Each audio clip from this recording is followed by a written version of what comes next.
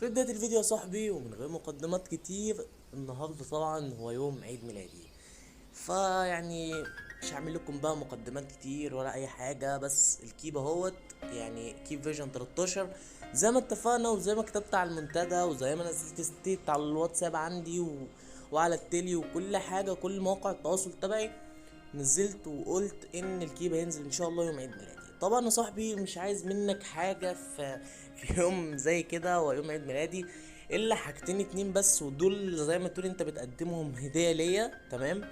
اول حاجة انك هتعمل كومنتات كتير بقى، يعني يكون كومنت كويس منك يعجبني انا ويحفزني. تمام. تاني حاجة وهو الشير، يعني انت كنت في الاول بتعمل شير بس ايه، على حسب انت